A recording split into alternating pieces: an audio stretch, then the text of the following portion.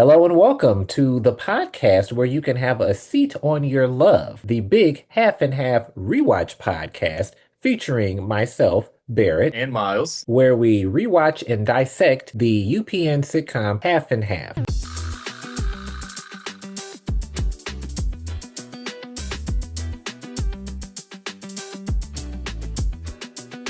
Through this pot on half and half. Through this pot on half and half. We will discuss with love and laugh. We will discuss with love and laugh. One of our favorite shows that mean so much to us. You know we had to show love. We had to show love. We will recap every episode. Talk about all the jokes that were told. Maybe even get a little tea. Tune in and see. Today's episode is going to be the Big Pimpin' episode, which aired on October 14th, 2002. But before we get into that, Miles wants to give a little moment for Merlin Santana, who plays Romeo in this. Not Romeo, Lord have mercy. I was doing good too.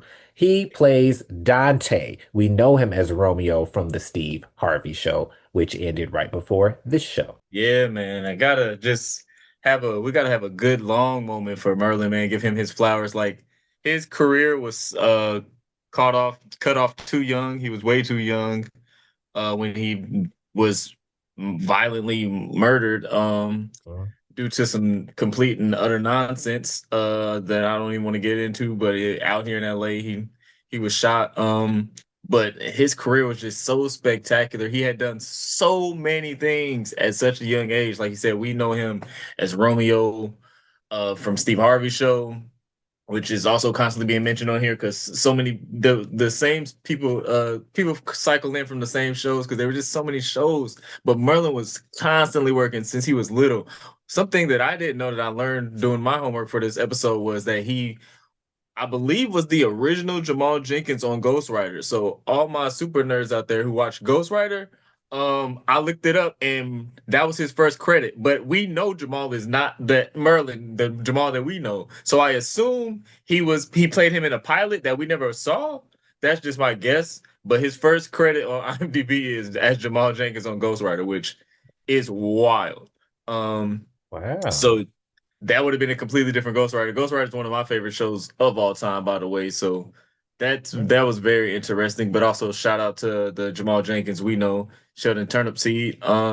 But yeah, so after he did that, he was a part of just hit after hit after hit, whether it was just a few episodes on things like Major Dad or Law and Order, because as an actor in LA, you got to be on the episode of Law and Order. It is the Law and Order. But then I think we got to know him more so a little bit as Stanley on the Cosby Show. That was like one of the first memorable roles that I remember him as. But then he was a main character on Getting By with Thelma Hopkins. So Her that son. crossover. Yeah, he was her son, so that's crazy that happened. I would love to know like how that reunion was for her. And that just had to be a really cool moment for them to be able to be on screen together again after so many years. Well, even though they didn't have any scenes, but I'm sure that they were on set and probably shared some memories from their other sitcom, Getting By. But then he was on Sister Sister, hanging with Mr. Cooper, Moesha. Every time he was So on the show too, all the shows. it was always memorable. Like he was on all the shows. It was always memorable. And then he got to be Romeo on the Steve Harvey show, which we all obviously loved him for, and that went on for over 100 episodes. Just brilliant on there. And then his appearance on Half and Half was just 3 weeks prior to his unfortunate death. So it's just so sad, man. But he was a legend, and he still is a legend, and accomplished so much in such a short time span. So who knows what could have became of his career, man. But shout out to Merlin, man. R.I.P. And how long were they in high school? Because it was about 5, 6 seasons on the Yeah, Steve Harvey show. Was yeah, Romeo it held was. back? I don't know. I I gotta mean, rewatch. I gotta we rewatch. gotta. Yeah, it's been maybe that'll be our next pod. I Yeah. don't know. It's been a minute, but also sometimes they split those shows. They start to stretch that last year, and sometimes they'll stretch it into like semesters per season or something. So like you never know. Weird things happen when shows are about school because the time gets weird and it's a hit, and they still got to stretch that thing out. Uh, So Mhm. we'll see. I do know that that went on for quite some time though. Yeah, like 122 episodes. So I'm sure it, some weird timeline shenanigans had to happen to make it so that they could still be in school for that long. But that's just how TV worked back then. Well, Lori Beth Denberg, if you're listening, we'd love to have you on to talk about it. This episode was written by David and Matthew, which I was shocked to see was a white person because there was a lot of stuff in the episode that, again, seemed very black. I know that he, as a writer, that it's not necessarily one person writes everything, it is collaborative. So I'm guessing the black parts were by the black writers, but I am always shocked to see who is writing this stuff. And I got to do my little fun facts which aren't ever really fun. So maybe I should stop saying it because I have that the DC sniper had just struck again. So maybe just facts or educational things about these days. And again, with a moment like this, that really had y'all in a chokehold back then. This That is mean like Choco. at least the third episode we've done where that was the number one song. And again, with the Red Dragon movie that I still know nothing about. I guess I should have looked it up. I'm going to look it up in case it's the number one next week as well. But in this episode, which I love that it's called The Big Pimpin' because, of course, the big is in everything, but this actually fits, Big Pimpin', spitting cheese. And in this episode, we are focusing on Mona and her newest, I don't know if client, I guess artist, which is Yeah. played, of course, by Merlin Santana, Dante, and how she is dealing with that and how Dee Dee is assisting her, if you want to call it that. I'm trying to put it nicely. We'll say assisting. So I just want to say, would Mona be sorting the candy herself? Because we start out with her sorting the different colors of M&Ms and stuff. Doesn't she have somebody up under her that could do that? Or is that So as somebody who's in the music business, and she was saying like that's my artist. So if that is her artist, I mean, I guess I don't know. This is a smaller record label, so she could be doing it herself. But then, like, you typically would probably have like an intern or something do that for you. But like I said, this is a smaller record label, so I'll give her a pass.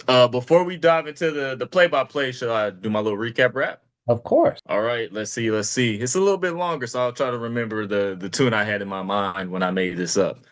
But it's Mona's video shoot might end in disaster because the rapper who's the star went ghost like Casper. He won't leave his dressing room, acting like a baby until he sees Dee Dee and she drives him crazy.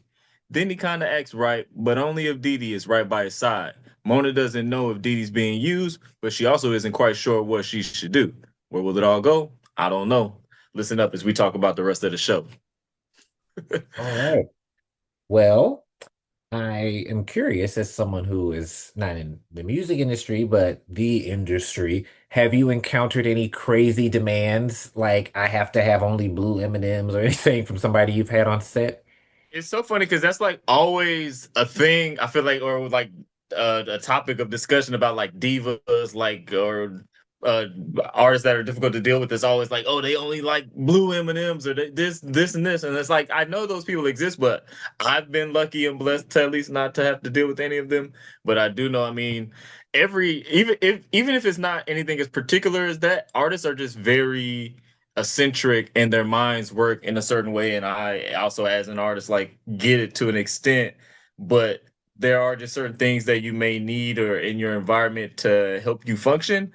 But then there are also things that you just kind of do once you know you can do them, which I mean they were very clear that like Dante wasn't like this when he was on the street corner drumming on that chicken box. But now all of a sudden he's a eccentric and has needs of like this. Whereas like sometimes you just want to see what you can get away with. And sometimes these weird things actually do help you function. Like just a little behind the scenes on Act Your Age in our writers' room, we had a bunch of snacks and fun things like that. But then we also would have little things to like keep our hands busy, which like allows our mind to be free. So like we had like kinetic sand that we would like play with. Some of the writers, me more than others, I loved like building and playing with like this little sand while we were like brainstorming and plotting out the episodes. And doing that like would help me like I don't know, it would free my mind up and like I would be able to come up with the great jokes and great ideas while I kept my hands busy, like distracting myself, I guess, playing with this sand. So like I think there are just random things that do allow you to function at a different level. But I mean, sometimes you're just being an asshole. Because also, if you just don't like a certain color M&Ms, you might just not like M&Ms. Maybe you should just eat another snack, bro. I don't know. They all taste the same to me, but I'm like that with every Same. candy. My husband's like, no, this tastes different. I'm like, I'm eating all my Jelly Bellies, my Starburst, or whatever, all the same to me. I Yeah. don't feel a difference. But I guess you were the one with the demands, not the stars. It wasn't Kim Whitley saying I gotta have purple Skittles. Yeah. It was you saying I need some Nickelodeon Gak I so was that I can asking focus. Allison, I was like, I need more gack, I need more sand, I need something to play with. Like Well, uh good it, to know. If hey, whatever you got to do to get out there and do what you got to do. Bob the drag queen. I was listening to something the other day said he needs like 3 bananas. I'm gonna leave it at that. yeah. So we, as I mentioned, start at Delicious Records, which they really are pushing that. Maybe they needed a spinoff. They really want you to be up at Delicious because Yeah. some shows you never see where the people work, but we stayed at Delicious. And in Yeah. the last season, we were at Dee Dee's job a lot. But I noticed this the other episodes, but I thought, maybe they were still figuring out the set design, but they have the Linkin Park poster. So are we to believe that Linkin Park is signed by Delicious, or is this aspirational? I noticed that too. It was my first time, and I was like, is she just a fan? Are we just trying to like display her eclectic music taste? I assume because there's no way that they're signed to Delicious Records. That doesn't really make any Yeah, they're sense. a little too tiny. So I guess maybe that's how it could work that you're just a fan. Because I would think that you would not want to have people on the wall that are not signed with you. Especially because, like, if I'm an artist and I come into your office and like I see other people who are not even your clients, then I'm gonna be like, are you trying to leave me for these people? Like, how proud of you to be here when you got other people on display in your office that have no hand in this building? So it is a little bit weird to do, but yeah, in the real world, I don't think you have an artist on your wall who is not on your record label inside your actual office. That would be crazy. Probably not. I would love to. Maybe we should reach out to the set designers for the show because I would love to hear what went into creating Mona's apartment and Dee Dee's and Delicious, and maybe they have an answer for that. So I will be searching you out on IMDb, whoever you may be. Also, why again does Mona need money? She's talking about I'm gonna have to ask you for a loan. I'm really wondering. You should have been audited at some point, Mona, because what is going on? What is going on, man? Where you She don't just, have no she, money? yeah, it's just terrible, man. I get we have to push the differences between economic levels between her and Dee Dee, but like at a certain point, like we make her struggle too much, y'all. A little bit, but she dresses so fabulously. Maybe that's where all of her money is She going does. into the clothing and which is later on in the episode, the denim jacket with the multicolored fur trim. Some of you Oh all may yeah. notice that's what she has on in the season 4, I think, promos that they do. So at Okay. least they're re-wearing the stuff. I know Dee Dee had on something in an earlier episode that we see in some promos. So I like that they are being conscious of the environment and waste. They said if you Right. wear it in a promo, you're wearing it on the show. Love that. It makes it feel more lived in to me. Like I appreciate it when people do stuff like that. Otherwise, it's like that outfit didn't really exist. We never saw that in an episode, but it makes it feel lived in. If I'm like, okay, yeah, I remember that from that promo or the opening or whatever. So like, yeah, it makes it feel real. Exactly. I mean, I know with the Golden Girls, I can tell you what they had on and what episode and how many times they wore it. So I pay attention to those things. When they end up going to the studio for the video shoot, do you think that that was really the behind the scenes of the set, or was that a set itself? Could you tell as a TV person? Yeah, it looked like a set itself. But it was very interesting. I mean, I like the way that they did it, but yeah, A set within a set, I yeah, guess. exactly. Well, this episode, which, I guess I'll get to later when I rate it, it was hard to really get as engaged because it wasn't really about them. It was about Dante. It was almost like a spin-off episode. A backdoor Like pilot, maybe. I wonder if that was maybe something. And this because early on, it couldn't have been. They didn't even know if I they were don't going to work know. out Maybe. unless we're seeing them out of order. But otherwise, it's just not possible. But man, I don't know. Maybe they were just like, "Hey, we got Merlin. We're gonna let him shine. We're not even gonna care about our characters this episode. We're gonna I make mean, for this it to all be about the fourth episode where you're still supposed to be establishing characters and their right." dynamics, there was not much focus. It was just them reacting to what he was doing. So I think I would have felt differently if this episode came later. But let's say I've never seen the show before and it's brand new. I would be a little confused. I'd be like, okay, well, who's this guy? Why are we still looking at Yeah, this? It was a lot. I didn't realize, again, when you rewatch something to talk about it versus passively watching you really notice these things. And I'm like, this is a lot of time being devoted to someone that, aside from the fact that he unfortunately passed away, we probably never would have seen that character ever again. So right. why so much focus unless there was some type of, backdoor thing? I don't know. But that kind of threw me for a loop because I found myself being like, okay, well, when are the main characters coming back? When are we going to get some more of them? Right. I don't know if you felt that. Yeah, I mean, to get not to skip ahead too much, but like we barely got any Big Dee Dee like at all. Never enough Big Dee Dee, ever. I mean, but even then, for like the normal usual amount, I feel like this was extra small. Like she was literally either coming or going. Like every time, it was just like boom, boom. Like Even so, Phyllis, we barely got to see her.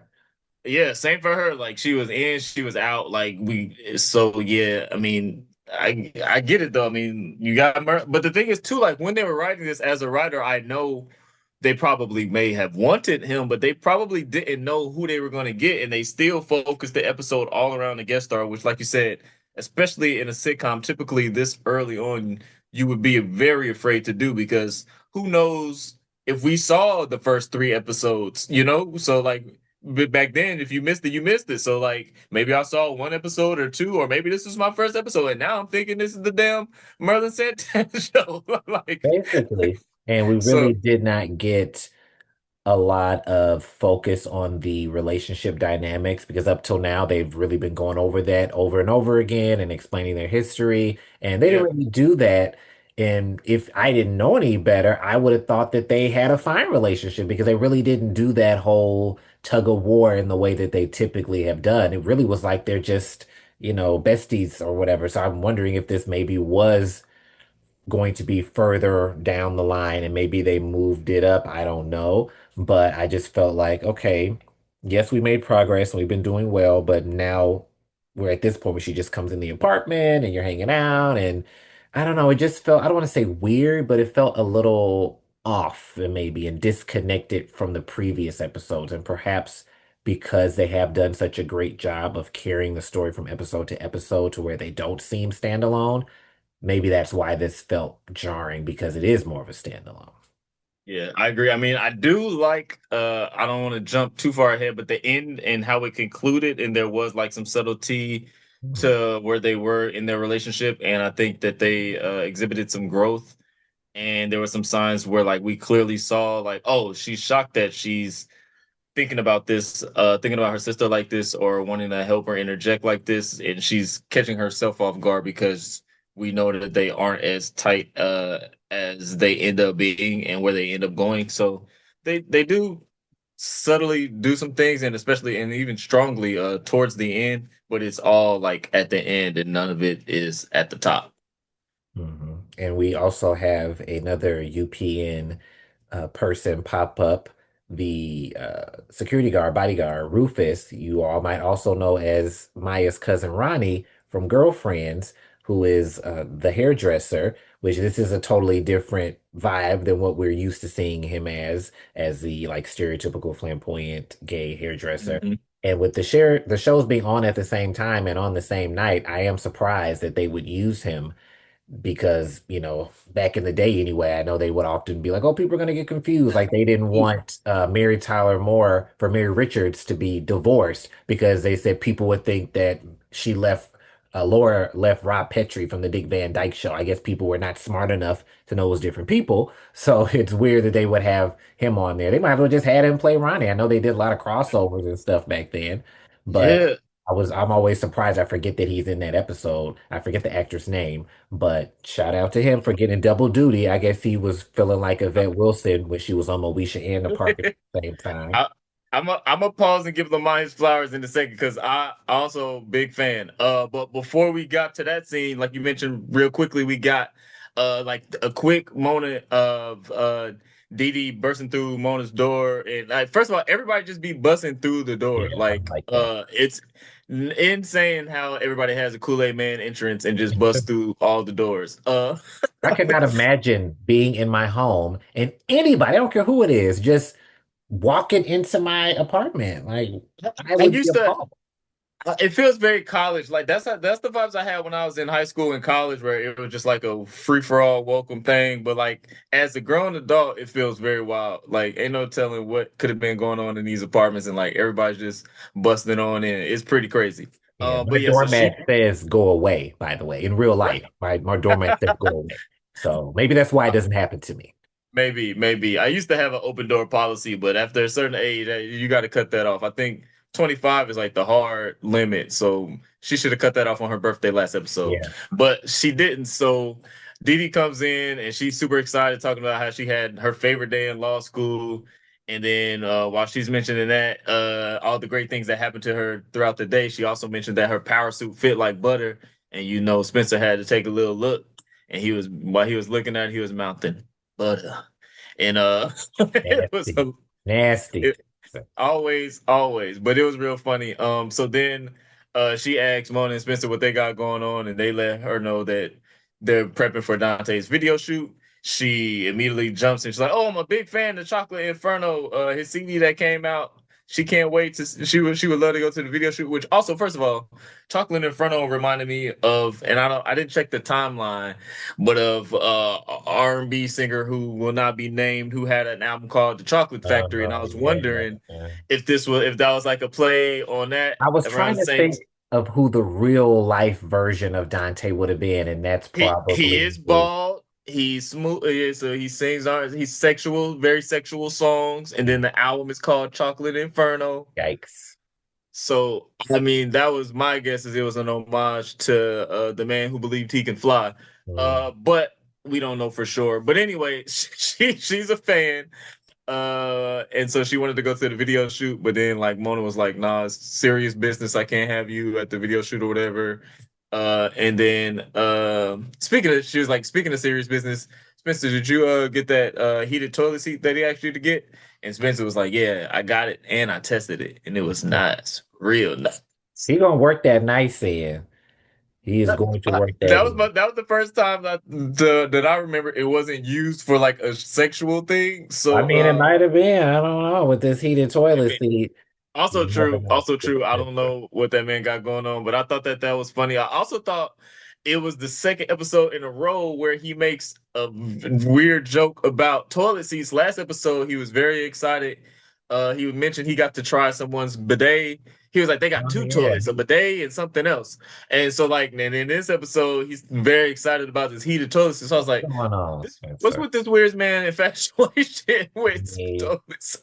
Live your Like, truth, Spencer. We don't kink shame, do you? exactly. Do what you do, dog. But yeah, so anyway, then Dee Dee kept begging and she was like, "Okay, well, what if I let you use my BMW for your next 10 meetings? Will you let me come to the thing?" And she was just still like, I don't know. And then she was like, 20 meetings. And then she was like, "I'll see you tomorrow. Make sure you fill up the tank." So that's how Dee Dee got to Quite go. a commitment. 20 meetings. That's a lot. And Because like, and she said 20 big meetings, which like over time, who knows how long it would take to have 20 big meetings. Like that's a lot of commitment to give somebody your car, like especially when and you're a student and you need your car. I feel like the only times I've heard anybody say Beamer is like a bougie black person in an older sitcom. I don't know if anybody says it in real life, but Yeah. her I never heard Beamer. it either said in real life. I think I had one bougie auntie who might have said it a couple of times because she had one. Yeah, I think so. Yeah, my bougie LA auntie might have said it, but outside of that, so maybe it's just a bougie LA thing, or a sitcom thing. And, we, of course, learn later about Mona driving around in essentially what is a jalopy. So the fact that I guess outside the building, she's parking her little heap of trash next to a fancy Beamer, that probably is not helping the status of their relationship either. Right. So yeah, so then as you mentioned, we get to the video shoot. They can't even get in, even though it's her artist. And she's like, "But I'm Mona Thorne," and he's like, "Haha, okay, Mona Thorne. No, you're not getting in." And then, so finally, but then he recognizes Dee Dee. He's like, "Oh, hey, good to see you." And then they have a rapport because I guess she's helped him with a case. So because of that, he is open arms and immediately is like, "Hey, come on in, girl." And Mona's like, "What the hell? Like, this is like I literally set this whole video shoot up and I can't even get in," which I is would have shut crazy. that whole thing down. I would have had him Or fired at least fired immediately. his ass. Ain't Yeah. no way you gonna not let me into some shit that I set up.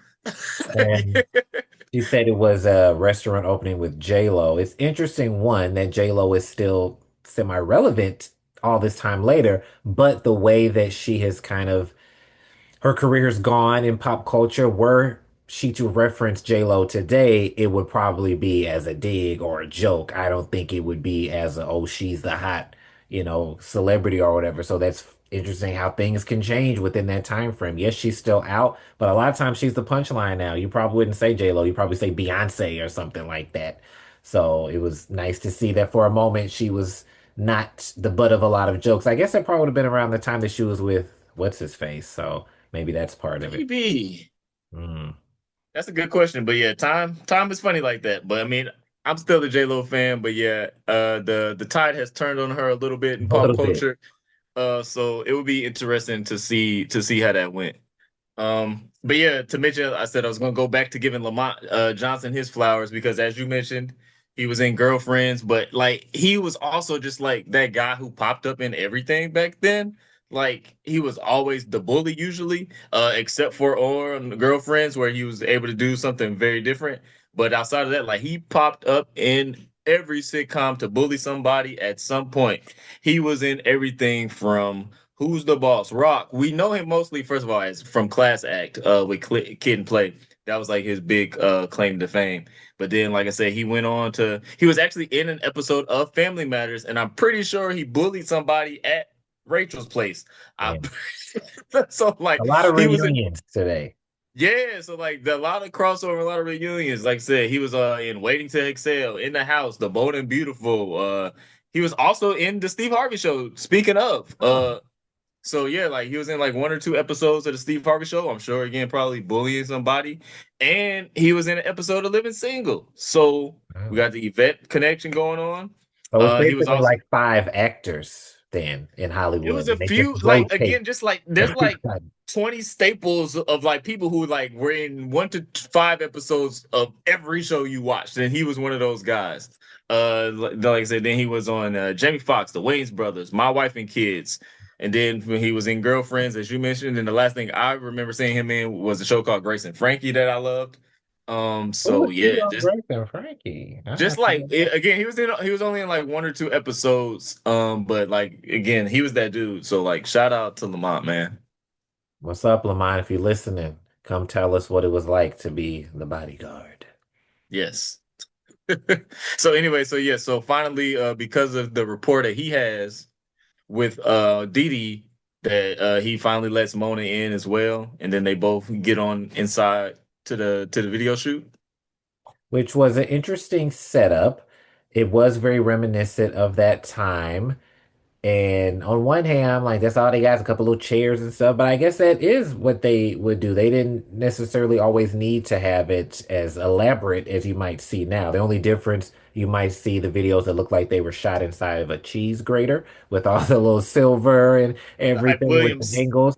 But besides that, this probably is like even the extras I was looking at, I was like, damn, she really looks like she's from this period. The Yeah. white woman with the little like purple fuzzy vest and the short hair, like I keep having to remember this was actually made during that time because I keep thinking it's like a period piece, I guess, and they're trying to make it look older. I'm like, no, this was just spot on for that time. And Mona's Yes. fashion, hell, even Dee Dee's, but especially Mona, as much as they drag her, you could literally wear that today, Yeah. and it would be cute. Maybe it wasn't cute then. I don't know. Maybe it had to become cute. But like I mentioned before, that character Eve on Beyond the Gates, that is very Mona-esque. She literally would wear that whole outfit. She probably has worn it. The original one that she had, and probably all of them throughout that episode. I don't know why y'all hating Mona's outfits. They were pretty cute, I must say. I I would wear it. I'm a fan, man. They both had nice outfits. Which is how so when they get in I'll mention the outfit later because that's what helps catch Dante's eye, the outfit that Essence has on. So yeah, so they get in and then they immediately see Spencer who comes around the corner. He's like, "Hey, Dante's on some nonsense." He refused to leave the dressing room. What we gonna do about it? And then Mona's like, "Oh, don't worry. I'll just put a little fear in them. That's how you got to do to these guys." Cut to her in the dressing room begging that man to leave. She ain't put no fear in nobody. Uh, he was standing 10 toes Even down. get this job because I feel like you got to be a lot more assertive. She's Maybe, not I assertive don't at know. all. She at least pretends to be. I admire that much because she Yeah, could just from the jump be like, I can't do it. I'm scared. But right. do you think that she thinks that she is tough, or do you think she knows she's putting on? I I think she probably knows she's putting on because, like you said, she gives it a good go, and then she just gives in very quickly to all of the whims. But like she does make the initial attempt, but then she just bows down very quickly. She don't have that ability to just be stern and stand on it when people are like, nah. Then Yeah. she just like, She does not act like Phyllis raised her because yeah, Phyllis would have really been wrecking shop up in there. So which maybe she is needs that. which is probably why, now that I think about it, to be a psychologist or whatever, that I am not trained to be, Mhm. because usually, like sometimes if you have a parent that is like that, you tend to kind of be the opposite, because like they are the person who pushes and does all the things. So you don't need to, and B, like, and you don't get used to doing so, and you also like just as kids want to be different than their parents, so you see that from them. So then you're like, well, I don't need to be that pushy or like that. I don't want to be like that. So then you go the opposite direction, and that's probably how she ended up like that. That could be it. I'm surprised that she didn't get some business savvy from Charles at least, but I guess you'd have to see him for that to happen. So maybe that's why. All she got is the DNA from Charles, man. That's the DNA in the apartment. So Yeah, sperm donor and landlord. But yeah, I I'm glad, I guess, that Dee Dee was there, but I'm also thinking, like, would you want to work with this guy? I guess if he's that great, it's hard to put myself in these situations, and maybe that's why I'm not in certain fields, because you ain't about to just walk all over me. I would sooner just say to hell with it and get some random person, but I guess that's not how the music industry works. So I guess there's probably a lot of this that happens, but yeah, I would not be able to just fold because of how I guess I'm a Phyllis. So maybe that's what it's about. maybe. But yeah, like they said earlier, like after he's gone platinum, it ain't much you could tell him, and it is hard. They do that know that they have a certain amount of leverage because early on in their career, they you kind of can just replace them if they don't have a built up resume and accolades. Then they are kind of interchangeable. But once they get to a certain stature, it's like, well, you've already invested so much time and money and energy into these people, so it's like, all right, I gotta entertain this nonsense. That's the only way to get my return on my investment is to continue to entertain it, and they know that, so it becomes a ridiculous set of circumstances. Very true. And even though Dante is an a-hole, you don't hate him though. You still Yeah, kind of you like don't. him. Even from So his opening like line, like she was like, "What are you doing? Like, why won't you come out?" And then he's like, "I'm not gonna."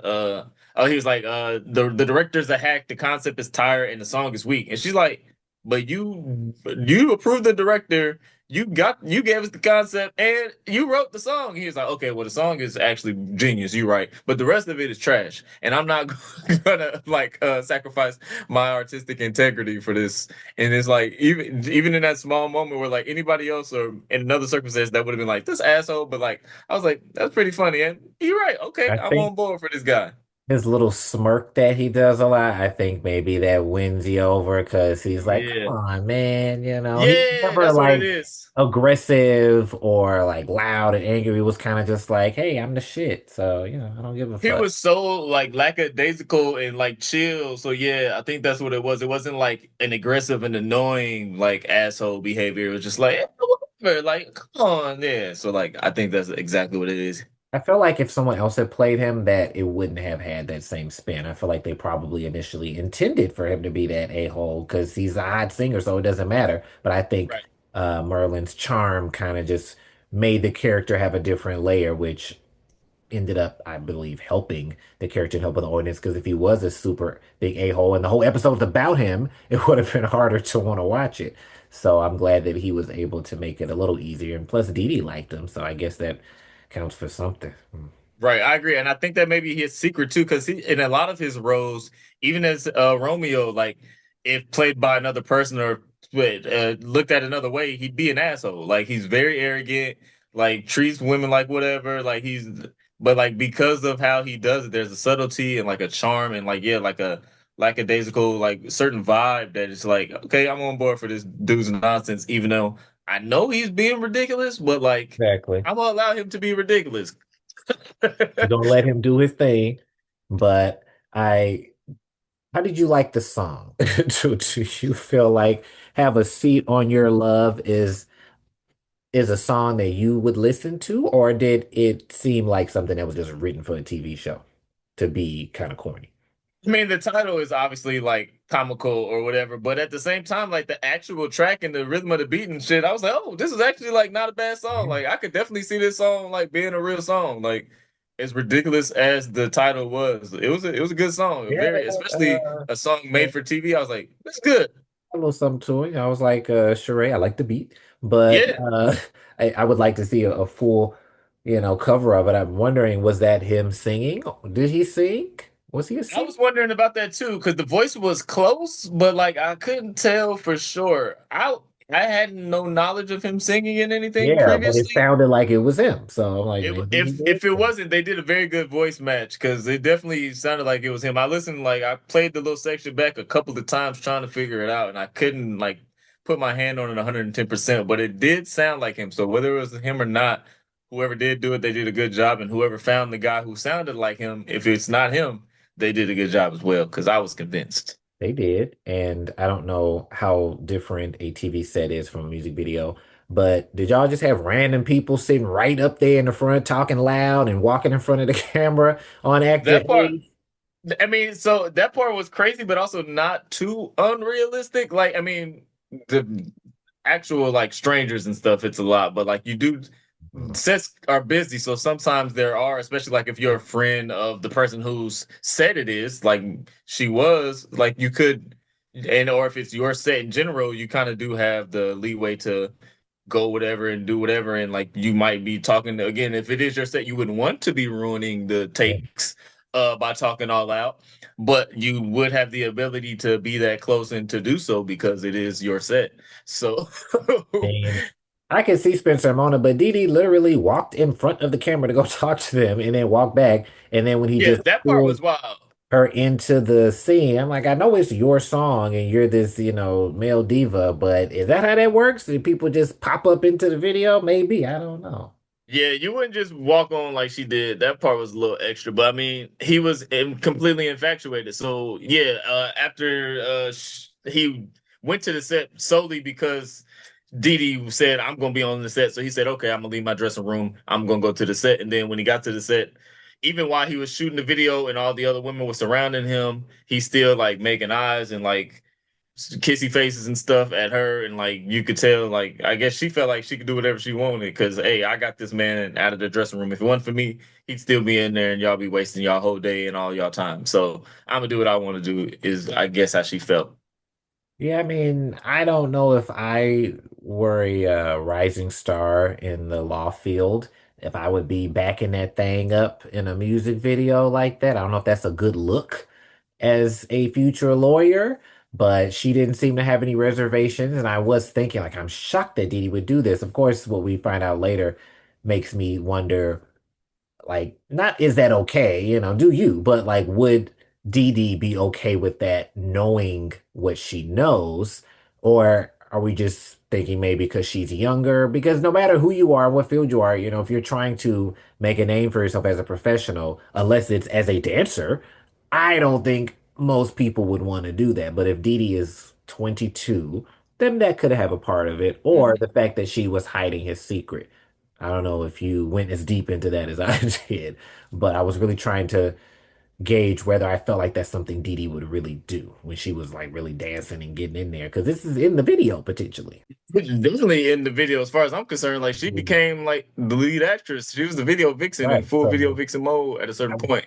think that she would be thinking about her law career and the fact that they could pull up this music video from BET Uncut and be like, a counselor, isn't this you? But maybe her naivete and, being younger and not as worldly, she didn't even think of that. Because I feel like Mona thought of that instantly. Not even Right. necessarily the lawyer part, but just, do you want to is this what you want to do? Now, if that's what Right. she really truly wants to do, hey, but I felt like she didn't really think about that. She just got caught up in the moment. And regardless of if they had a personal relationship outside of that, because that would really seem to be the only thing that Mona was focusing on. The fact that you're being a video vixen and that's, you're a lawyer, you're my little sister. Like I feel like there was multiple things outside of just him doing a love it and leave it type situation. Yeah, it was pretty wild. Like the title Big Pimpin' definitely applies 1,000% because she was being pimped out. So before we she became like all up in the video or whatever, there's a quick scene with Big Dee Dee and Dee Dee at her apartment where Big Dee Dee ready to go to lunch and blow some money, and her dog is literally eating Dee Dee's homework, which I found hilarious.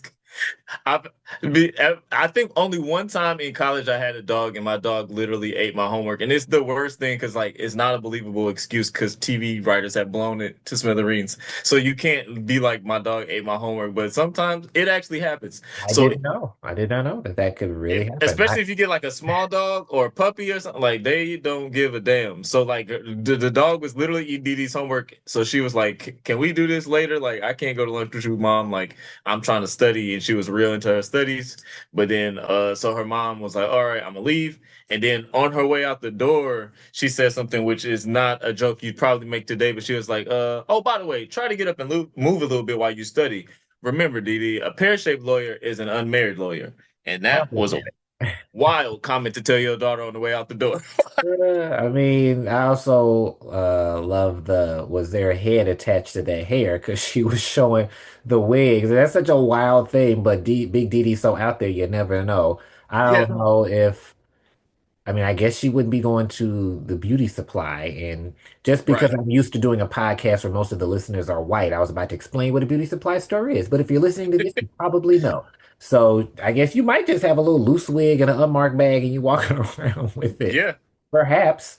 And I love when she has a little length, she ventures outside of her shorter cuts. I love that she Yep. comes back with a little mushroom in the next scene. But or very early on, I feel like it wasn't intended, but I didn't think it was this early that they started really joking about the wigs and really Yeah. making that a thing. And I love that that's a whole aspect of her characters, her love of wigs. I would have loved to have gotten to the point where we got to see like Big Diddy's wig room, and it's just like a wall lined with That would have mannequins. been glorious.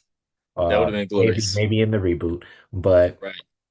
Didi So really yeah. just in and out, Big Didi, just in and Yeah, out. so like that was literally it. Like she was there and she was gone, she was out the door, and then right as she exits the door, that's when Mona enters. And then she's like, "Hey, Dante on his nonsense again. He's not leaving. Yada yada yada." He sent the security guard off running and crying. So we got 2 days left, and I need you to come to set for the every day until it's done. I need you to work your magic, and I need you to show those skin. And every time Dee Dee would be like, "Oh, I mean, I need to study and I really got to focus." She'd be like, "You can bring your book, but bring some skin too." Like she was very focused on her showing some skin. I was like, she really pimping her out from the jump, very Yeah, like strongly. something could have happened to her. Anything could have happened to her.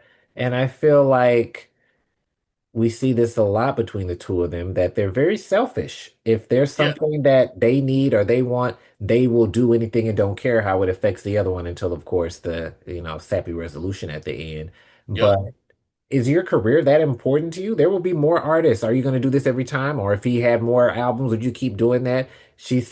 Mona seems very short-sighted in most things. And I think Dee Dee is more at the looking at the big picture in a lot of stuff.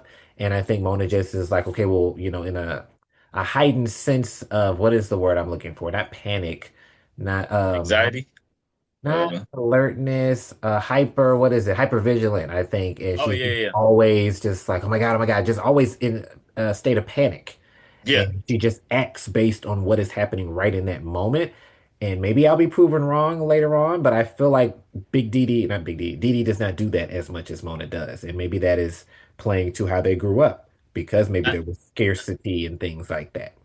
I was just about to make that same argument. I was going to come to her defense in two ways. In one, because she did say that this was like the first time she's been able to call these shots and like get this much money spent for the video shoot, and like so it was like a big test, and I do know when you fight for like a big test like this, especially in the music business, like it is a lot riding on it, so you don't have the hindsight to just be more worried about the big picture. You're very much like, if this don't succeed, I don't get another shot. They might put me on some other lower level. Then I'm back out to finding people from the street corner and trying to figure it out again from the bottom up. Versus I've already have a platinum artist, and this is my shot to elevate him even more and go to the next level of my career and his career. So I get that how it was a lot riding on it for her. And two, I was just about to bring up the exact same point you made, where like I think it does also come back to like how they were brought up, and like her childhood is where like she was probably a little bit more so focused on the day to day, because unlike Dee Dee, she didn't have the luxury of knowing her life and everything was going to be a-okay no matter what happened today. She's used to figuring out things in the moment more and making life work more, and the stakes and the pressure was a little bit higher. So when you live like that, you can become accustomed to like being trapped in the moment more and not being able to like see the big picture or focused on it, because you just got to make today work, because if today doesn't work, there is no tomorrow. Like if I don't make this function right now, I lose my job and then I can't pay my rent or I can't eat. So like you become very hyper vigilant and hyper focused on things of the moment and not so worried about the broad picture. Yeah, I didn't really think about the fact that it wasn't just a shoot, that this was like the shoot to prove herself and get herself out there. So there was more writing on it. And there wasn't even a Kai Owens yet. So thank God she really would have been stressed and going through it. So not to necessarily excuse her pimping her sister out, but I can understand it a little more because I forgot that aspect of it being Yeah. like her first big shot. But what the hell would she have done if Dee Dee didn't go? Because it looks like everything was centered around Dee Dee. Maybe it should have been a Dee Dee Delicious record, since she's the only one that they cared about. Not just him, but the bodyguard too, which I'm surprised they didn't explore her feeling insecure about, all of that. I guess there was no time for that. Yeah. Mm. But it was interesting though. So when we get back on set, like you said, she's just running amok. Dee Dee is doing whatever she wants to do. And then Spencer and Mona are having conversations, and Spencer is very clear, like, hey girl, like you doing a lot, and clearly pimping her out. But he also says, like, look what Dante is doing to my Dee Dee. And Mona was like, your Dee Dee. What are you doing here? And I also was like, your Dee Dee, what do you mean, sir? I don't like, you mean as in like your friend or your person who you want to be more than. It was a very weird my Dee Dee, and everybody paused and Mona got him, and I was glad she gathered him, because like, sir, what are you talking about? That's not your girl in any way, shape, or form. Yeah, just when I was about to compliment him on having the foresight to not be a typical guy and seeing that this is bad, and I remembered, oh yeah, it's only because it was Dee Dee. If it was somebody else, he probably wouldn't have cared. Yeah. Yeah. So Take a win where I can. yeah, yeah, yeah. But I mean, it was good to see he was still very vigilant about it, and so he kept bringing up the fact that like she was putting her sister out there, and then Mona was even like, "Hey, she's only my half sister, so I'm pimping out the half that's not my sister or that's not related to me," which was crazy They to should say. have had a hot mic, because had she heard all of this stuff, I think That was a that would have crazy. been a big difference. Because up until Yeah, the point, you can try to finagle away to where maybe Mona didn't realize what was happening, but then it flat out is stated, "This is what I'm doing," and that's when I'm like, I thought we support women, Mona. Come on now, she like. did not. She supported. I mean, she was supporting women by supporting herself. She said, "I need to make sure I got my job, and that's what my focus is." So that was her focus, and she did not deter at all. So they was having this loud conversation, and then Dee Dee, like you said, walks in front of the camera to tell them, "Hey, y'all being too loud. Shut up, and y'all killing Dante's vibe." Which I found funny, because like even now today we still be like, "Hey, you killing my vibe. Relax, chill." And I was like, we're still using it's like 20 years later, and like even like the younger generations are using it now, and like they probably think they made this slang up. And I'm like, we've been saying this for literally 20 years. So I thought that that was a very interesting Yeah, I'm thing. gonna assume that David and Matthew did not write that specific line. Yeah. Assuming, I don't know. But I do think that as far as her being, pimped out or whatever, that this is yet again a storyline that we would not be able to see if the show was on today. This is prior to the hashtag Me Too movement. I think they probably could have still done it maybe more subtly, and they probably would not have used the same words and terminology that Right. they did then. But it's a real thing, and I'm sure it happens all the time. And at least once it did get to the stage where, it looked like it was gonna take a turn, and she did jump in at that point. So kudos Yeah. to her. And I'm trying to remember at what point the scene back at the apartment takes place. I guess right after this, probably when Phyllis comes back. And again, this was before they did some rearranging. I was just dying with the blocking and everything, with them eating breakfast in the living room, all Yeah. awkwardly on the floor. I was like, this doesn't feel natural. But we get I will have for my read of the week, I will have them share it this week with the nothing like the smell of hot grease in the morning. Phyllis, you cooking or doing your hair? And then the long pause, the deadpan face. I can do yours. Just leave it on the counter. Love it. They can share the read of the week. I need to Yep. start keeping a tally for that. But even Big Dee Dee just busting up in there like she ain't that cool with Mona yet for her to just pop up. It's crazy, bro. But yes, I agree. That was also my read of the week as well. But yeah, that whole when she entered too, I was like, "What is going on? why, And why is this happening?" And I'm like, is this a subtle foreshadowing with the way she brought up her and Spencer? It just was so random, came out of nowhere. It just like started the whole scene. And I was like, oh wait, what are we Yeah, doing? What are we talking about? I I forgot that that was this episode. I do think Mona just being like you guys would have made you got I always thought y'all end up being together and y'all would make beautiful babies and then like he even adds on to it and was like I mean well first Mona stops and was like we're clearly just friends, relax, mom. And then Spencer's like yeah, we just friends or whatever. Then he was like but she does have a point, our babies will be rocking.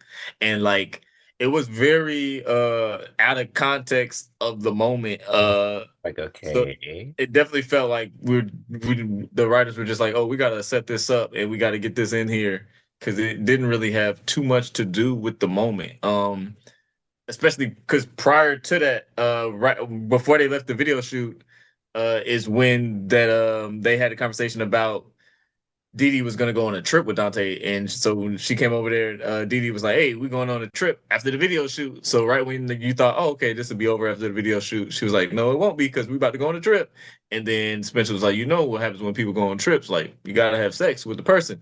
And then she was like, "Well, that's not true because I went on this trip with this guy and we didn't have sex." And then Spencer reminded her, "Well, that's because the guy got stung by a jellyfish in his penis and he was in the hospital the whole time. So remember that?" And then she was like, "Damn, you remember everything." So we went from that moment to Yeah.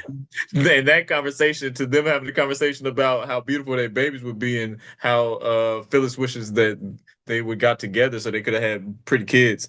And it was all very, very wild. Yeah, she And did mention wanting grandbabies quite a lot throughout the show. Maybe with the power of AI, I'll see what their kids would look like and post that. But it was also interesting for a brief moment. Dee Dee and Big Dee Dee and Phyllis are chopping it up. The whole gang's just chatting. Until yeah, of course that takes a turn as well with the, back in my day, she's like, oh, dear heart, which my grandmother used to say, dear heart. My day and your day are a little, far apart. I was like, damn, I had a little nice moment, just had to fuck it up, yep.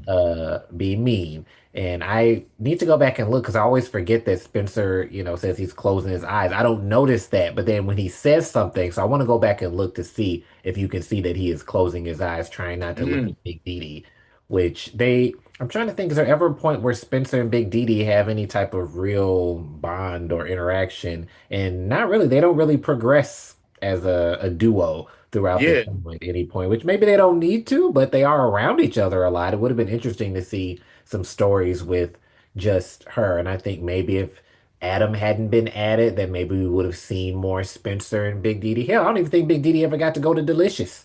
She didn't really get to go anywhere, really. yeah, She was yeah. only allowed to be in the hallway for the most part.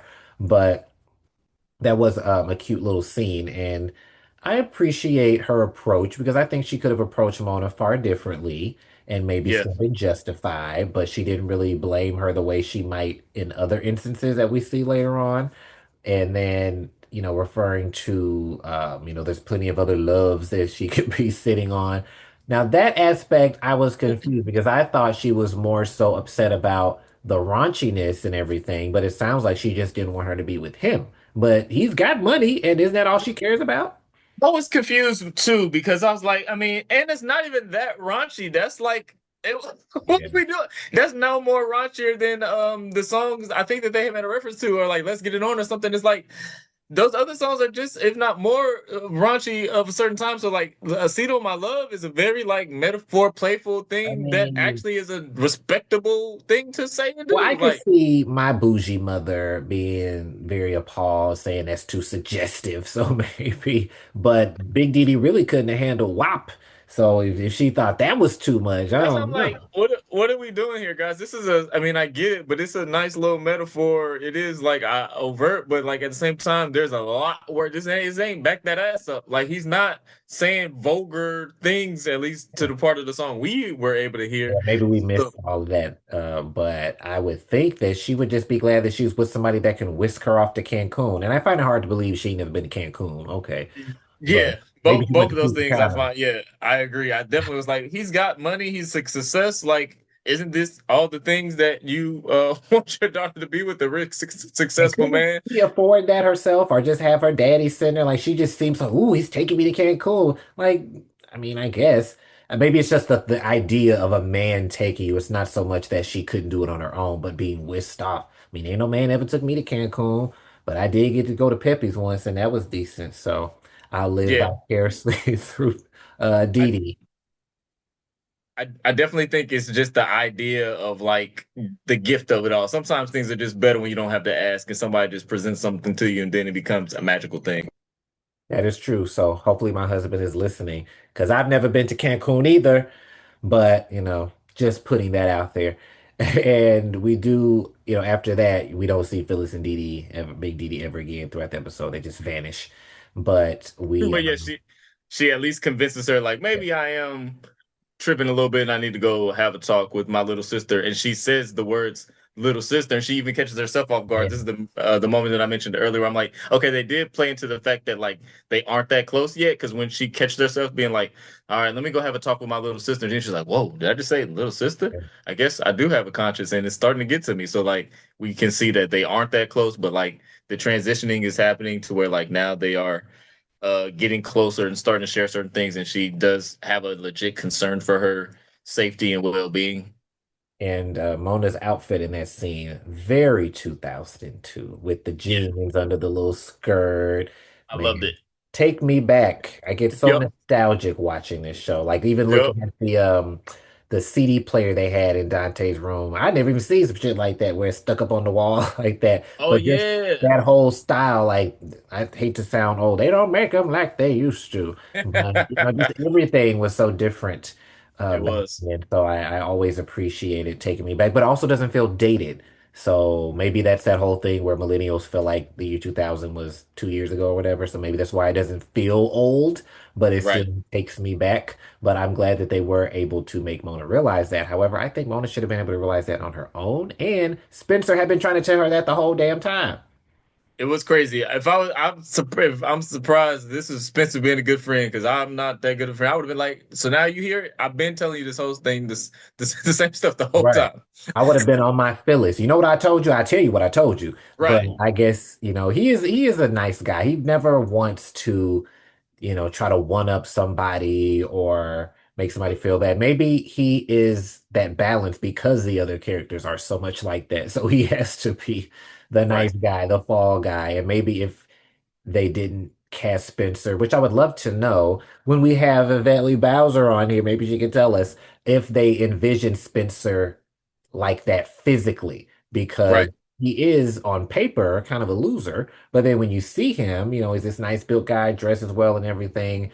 I think that makes it easier for him to kind of get dumped on a lot and not necessarily be that who was the guy from Parks and Rec, Jerry, that they dump on all the time. I think that it very easily could have become, almost like a male Mona, like, oh, nobody's listening to me, nobody cares what Right, I think. But I right. don't think that it's played like that, one, because of how Chico plays it, but also his physicality makes it hard to feel like that.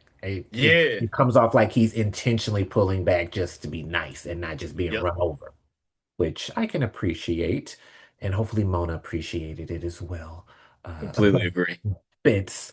But yeah, she does convince her and she does go and talk to her and she is in full. I felt like I was playing The Sims, not just because I've been trying to complete my Mona and Dee Dee's apartment before the podcast comes out. So I've been on there every day, but just watching her with all these different clothes and she's like, nah, I have on the glasses, nah, I have on this. And it It just was was so very funny. much like She that. was like a sim character. No, I didn't think about it until you just said it, but that was very much how she was. Cause like she would walk, talk, say a thing, put the glasses on, and it was just so the animation was very sim like. But I, as a fan of The Sims, I appreciated it. I want to live in her world where not only is a well-known artist whisking me off to Mexico, but I also have the funds to get a whole new wardrobe for said trip at the drop of a hat, and I have a Beamer. I see And why Mona be mad. Shit. the fun, the crazy part was, so she had all these clothes sprawled all out over the place, the clothes and accessories and everything, trying to figure out what she was going to wear for the trip. That all these things that she had just bought, but like, so she didn't just buy things she just needed for the trip. She just went out and bought like she overbought things that she may need, and then she got back home and decided what she would need for the trip. So that's just an outrageous amount of money where you're just like, I'll figure out if I'm gonna wear this on the trip or not later on. But like she probably bought 50 things when she would only need 5 or 10 because she was only gonna go for a few days to Cancun. I So think the modern day equivalent is when people buy a whole bunch of stuff off Amazon and then try on what they want and return the stuff they don't when they're going out of town. right. And that's Maybe what it was like. Except for we know she's not gonna return that stuff. She just now has all of these new clothes and accessories and sunglasses and whatnot. But it was so as funny to she watch. should, which is why, because not only did I, do their apartments, I did literally the entire building, and I gave Dee Dee a huge walk-in closet because I just Mm, felt like she would have had that, like almost a second bedroom that's just for her clothes. And unfortunately, we never got to see it on there, but it does make you feel like it's just never ending with, the constantly bringing in more. Yes, Mona has a lot of clothes, but you never see her buy anything really. You never see Phyllis bringing her clothes, but right. we saw just the first couple episodes. So I'm bringing my daughter the new, Armani's fall line, like just more and more. I'm not one to talk. I could never wear the same thing ever again, probably. And now that I have a lot of my clothes that I sell at my job, that's my second closet. Because I'll go to Yeah. work and be like, let me wear this and take that home. So I ain't Yeah. knocking it, Dee Dee. I'm just pointing it out.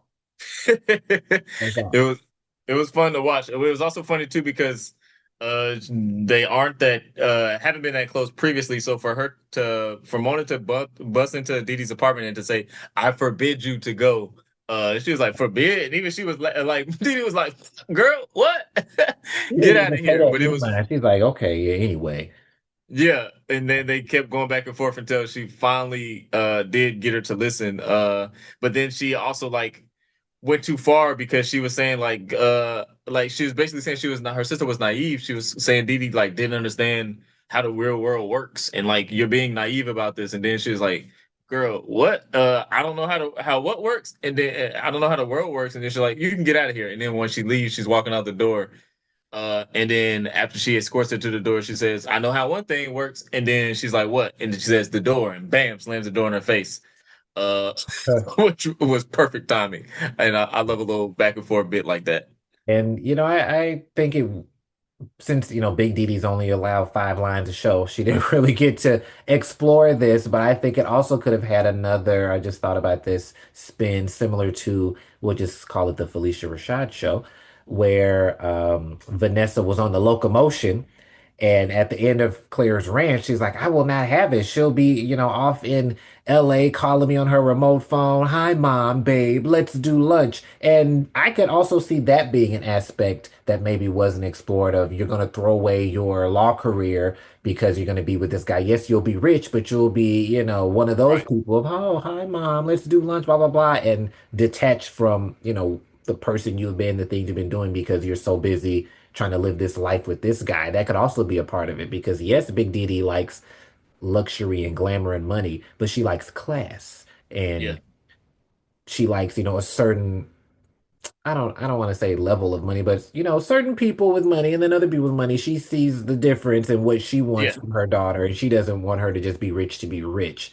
Like Definitely. what's that movie, The Good Fences, with Whoopi and Danny Glover and Monique, and Oh, they're black people with some money, and they don't like that Monique has moved into their neighborhood because she's rich because she won the lottery versus him right. being, I think, a lawyer. So they feel like, yeah, we both have money, but we're a different class of people. Because I think Yeah. Diddy was definitely an There's elitist. always elitism and in the different classes, and it's interesting to watch how it plays out. Like there's always new money versus old money, or however you got your money and as good as however I got my money. People are always trying to find a way to one up anybody, even if we both equally have $1 billion. People will figure out a way to separate themselves. But it would have been a very interesting conversation because we just had this conversation about the last episode or during the last episode about how she's never worked. So for her daughter to be on a trajectory to work for a very long time in a very serious, exhausting career, but for her to still want that for her daughter, would have been a very cool conversation to have. Be like, even though you see me living how I'm living and doing what I'm doing, I want this for you. Like you said, I want you to live how your trajectory was going, and not maybe to even do what I would have done. Maybe I would have gone on to Cancun with that rapper and just would have been happy. But like I see different for you, and that could have been Yeah, I think that we see later on when Big Dee Dee gets back into acting and whatnot, that it doesn't seem that she necessarily wanted to never work, that that's right, just what happened, and that she was okay with it, because she was raising her child, and as she said, it's just starting to be all about me and being a socialite. But I think that the type of work, which probably just have been acting and dancing and singing for her, right, that she's not opposed to work, but she didn't want to work just to be working. Big right, Diddy was about that soft life and wanting to do work, finger quotes, that is your passion and not just because I have to earn a living. And I think that that is, why when we do see her doing acting gigs, that it's nothing of real, esteem and probably money, but she was right, enjoying just being in the arts. So I think because Dee Dee has a passion for law, that's why she is behind her. Because you're right. You would think that she'd be saying, oh, girl, just marry somebody rich. But I think if Dee Dee was just like, well, I'm gonna be a lawyer just to make money, I don't really care about it, that type of thing, then she would have probably been opposed to that. But I also feel like that may not be what, she was raised to do or believes. It's just what happened. Like, okay, well, I'm with him. He's got money. Guess I'll just, stick with this for now. Which, hey, I ain't exactly, mad at you. exactly. So yeah, so then we get to Mona ready to approach Dante and her sister, thinking that she's in the dressing room with him. She's outside the dressing room, and she keep on knocking, but she can't get in. And she think they in there knocking boots. Uh, and finally, while she's in there, like making her plea, like please, and saying all of these, finally, like being very vulnerable towards her sister in a way that she's usually not. She says some nice things and is very vulnerable. And in that moment, Dee Dee walks by the door right beside her, and we see, oh, so Dee Dee's not inside of there like we all thought she was. And Dee Dee's like, "What did you do, girl?" But then she's like, "Well, thank you. Like I heard all that stuff you said, and she really appreciated it and whatnot." And then they have a nice little hug and makeup moment. And then while that's happening, then we see an overtly gay man walk out the dressing room, Dante's dressing room. His barber, aka his boyfriend, leave, and he's very happy. And then she's Bet like, he "Oh, was. Considering what was going on, put a little pep yeah." in So his she's like, step. "Yeah." So we see that happen, and then she was like, "Oh, so he's gay." And then Dee Dee's like, "Yeah, girl, he's as gay as a pottery barn on a Sunday morning." Like, and you up there thinking that I'm in there doing things and I can't take care of myself. But the whole time I knew what it was. You didn't know what it was. So how's that for you being the street smart one and me being the dumb, naive, rich girl? She was like, I actually knew what was going on the whole time. And I was down for the ride. I was playing my part as the beard. And like, I knew what it was. I wasn't being taken advantage of and he wasn't going to take advantage of me and do certain things. The whole time I'm in control and I'm just helping him out because I like him. And also a free trip to Cancun is a free trip to Cancun. Yeah. And if especially if I ain't got to do nothing for the free trip besides make him look how he wants to look, then hey, I'm in. And she probably got her own room. But it I don't know how I feel about Mona, trying to be the ultimate cockblock because from what we could hear, it seemed very consensual in Yeah. the scenario. So how are you mad that she is consensually? Is it because you went 2 years?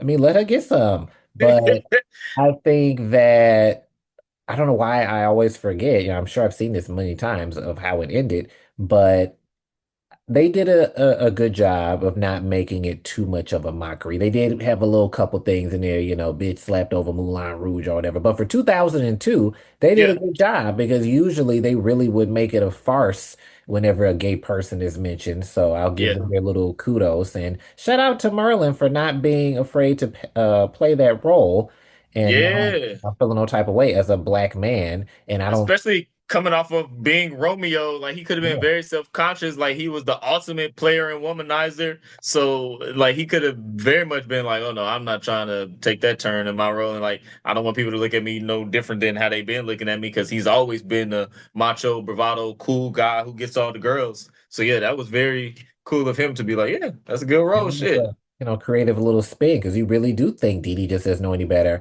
And I appreciate that she didn't out him at any point. Even when Mona was all in her face, she still kept his Yep. secret until it was pretty much known. I wonder if them not showing them together, if that was, the network's like, okay, we can let you do this, but we can't let you do that. Right. And this would have been not too long after Ellen, they had to have an advisory warning for every episode, and now you got this. But they probably weren't checking for UPN anyway. But this is one of the few times you would see, a gay character, especially a black one, that is masculine presenting and finger quotes, straight passing, or trade, as we like to say. He was giving trade. And I appreciate that because you typically only see the flamboyant. I mean, yes, there's gay people of all kinds, and those people do exist, but there are Yeah. also gay people that are just, people like the Yeah. Upshaws. They are not shown in any type of way. They're just characters that happen to also be gay. Yep. So I appreciate that they, did show that and especially having it revealed at the end, it probably made a lot of people who might be prejudiced be like, oh, well, because they didn't have any of that judgment that they would have had if it started out as, oh, here's the gay, singer. So they had to Right. really probably look themselves and be like, oh, you can be gay and, be just a normal person like everybody else and not a stereotype. So I do appreciate that. And the guy Yep. was black, right? The guy, his Yeah. friend, yeah. So Yeah. black on black love to see Yep. that too. Because most times when you see a gay black character, they're with a white person, which is fine, that exists. But black couples also exist in the gay world Right. too, and they don't get seen enough. So very progressive, half and half. I was gonna say Matthew, I don't know how much of a role he had in that exactly, but very progressive nonetheless. And I appreciated that, they did it the way they did it. And it was a surprise. It was a real twist that I Yeah. would not have It seen was a coming great despite twist. having seen this before. So keeping us on our toes, Yep. even though, I had a lot of shit to say, which is not a bad episode. It just I'm here for them. I'm here for Yeah. the main people. So So that's who I want to see. because of that, I did really appreciate the silly moment at the end where at first it's just Mona in the studio or where the video shoot was happening, and then she's playing around and then trying to like sing and recreate the vibes of the video by herself and like having her own little be a superstar moment with at the video shoot, and then Spencer kind of makes fun of her and gets her to stop. And then when she leaves, he come in and do the same thing, and then they both do it together and have some fun. Basically, like recreating the video shoot, she dancing around him, treating him. They both like treating each other like the celebrities or whatnot, and getting to have that playful little best friend vibes They that they are got to have on very set. corny together, like Joan and William, very Yeah, much, which I appreciate. And I do feel like I don't know if that was just like a fun thing or if another little like wink, wink, nudge, nudge. Like who knows? In the yeah, final episode, when she calls and says, "I choose you," maybe she was talking to Spencer. But I know that's not the case because I did ask Yvette who Mona picked. But if I didn't know, that could have been the case. So maybe this is right. another little wink at that. But I'm surprised they didn't try to work in the intro with them doing a music video or something because it Yeah, was very much like that. And that is believable that as the characters, they would do a video because Mona is in that industry. She could have said, hey, come do a video. And they could yeah, have ended with all of them doing their little dance. But, yep, maybe they were saving that for season five. And she just always is still Mona. She's tripping over stuff, bumping into stuff. It's the shoes. yeah, It's the shoes. And the yeah. hair probably messing up her peripheral. So I don't think it's her. I think it's what she's got The going curls on. block our vision sometimes. Yeah. It's fine. Mhm. They're worth it. They're worth it. Yeah. So overall, Overall, what do you give it for the mics? man, it's tough because for the Mhm. Merlin of it all, like I want to give it more. If I'm just judging Merlin, I'm giving him 5 out of 5 mics because like he did everything he was supposed to do, and then some, like you said, and then he played this role that we typically don't get to see. The twist was great. So, but yeah, because I was lacking the them of it all, I'm gonna just give it four mics out of 5 mics because I needed more of them, man. But they try to make up for it at the end with the sister moments and then the Mona and Spencer moment, but which I appreciated. But I just needed more, man. Yeah, I guess I'll raise my grade a little. I was kind of faltering if I want to do 3.5, but now that I've dissected it a little more, I think I can do 4. And yeah, Merlin was great, but just like, accurate. The doorman's great, but do I want a whole episode about the doorman and we barely see the other ladies? Not Right, necessarily. So I'm right. tuning in for the half and the half, not for half Especially and this half. early on. Right, Especially the this fourth early on. episode. Because like we said, are trying to watch this as if we haven't seen it. So if I was new to the show, I would have been like, what's going on here? So yeah, I think 4, because it was not a bad episode. It was still funny, still good storylines, just too much focus. It was giving like Urkel and Family Matters. Like, why is it all about this one person right now? Yeah, And I just needed a little bit more. They could have had the whole family come down to the set maybe or something. It was just too sectioned off. And I think that's something that bothers me with this show sometimes of how it's like this one character can only be over here on the side. And everybody, like, there was a lot of times where Big Dee Dee would really be by herself and then everybody else was together. And it reminded me, I don't know if you were a Will and Grace reboot fan, but yeah, towards the end, probably due to some behind the scenes things, a lot of right. Karen scenes were Karen and some random person, and Yeah, everybody else was together. And I don't like that. If it's an yeah. ensemble show, I want everybody together. And that's the way I feel it should be. Okay. I agree. So that's just my humble opinion. But again, it's probably just because I love them and want more of them at all times.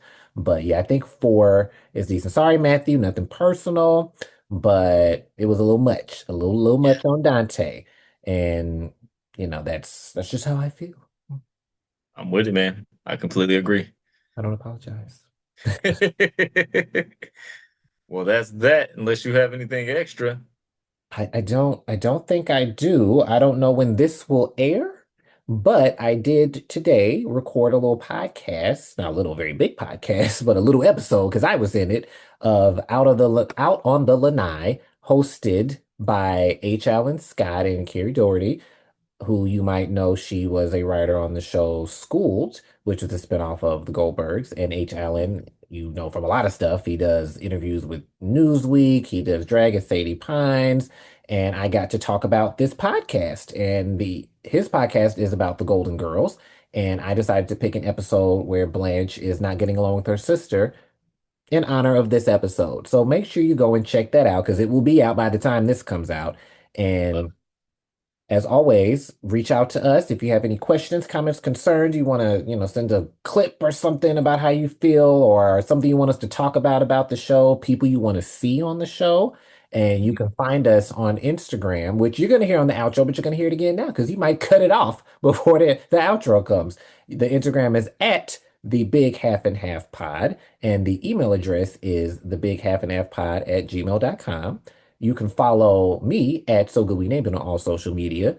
And you can follow Miles at Really Mighty on all social media. Maybe not TikTok by the time this airs, I don't know. But we are glad that you've made it all the way through to episode 4. Now we only have how many more left? At least 86, I think, because there's 91 episodes. Not that good at math, but Yeah, we got 87, at least 87 more, assuming we don't do any special episodes. So thanks for sticking with us. We're having a good time. Hopefully, you're having a good time. And we now have Rachel True, who is Mona, and Chico Benmin, I hope I'm saying your name right, who is Spencer Williams, and Thelma Hopkins, who plays Phyllis Thorne, and Alec Mappa, who plays Adam Benet, are all following the page right now, our Instagram page. So you should be too. We're just waiting on Essence Atkins and Valerie Pettifor. You all have interacted with a lot of the posts, but we just That's need right. to hit that little follow button real quick. Just hit that real quick, and then we'll have the whole cast, and then we can work on the secondary characters and go down the list with them. So Tina, we looking at you and Mr. Charles. But yes, this is the Big Half and Half Rewatch podcast. We'll be back for episode 5, so stay tuned. Yes, indeed. See y'all. Through this journey of discovery, in finding you, I'm finding me. But I hope to find you listening to episode 2 of the Big Half and Half Rewatch podcast coming soon. And be sure to follow us on Instagram at the Big Half and Half Pod. Our theme song was produced by Jerome Starwalker McKenzie and performed by Voice and J Anonymous and written by Miles Mighty Ward. And you can follow me, Barrett, at So Good We Named It on all social media. And you can follow Miles at Really Mighty. And you can email us at thebighalfandhalfpodcast@gmail.com with any questions or comments about the show. Half and Half was created by Jeffrey Cleric and executive produced by Yvette Lee Bowser. Through this journey of discovery, in finding you, I'm finding me. Well, here's where you can find us. Be sure to follow the Big Half and Half Pod on Instagram and Threads. And you can follow Barrett at So Good We Named It on all social media, and Miles at Really Mighty. To get in touch, email us at thebighalfandhalfpodcast@gmail.com. Our theme song is by Jerome Starwalker McKenzie, Voice, and J Anonymous. Half and Half was created by Jeffrey Cleric and executive produced by Yvette Lee Bowser. This has been a Mighty Good production.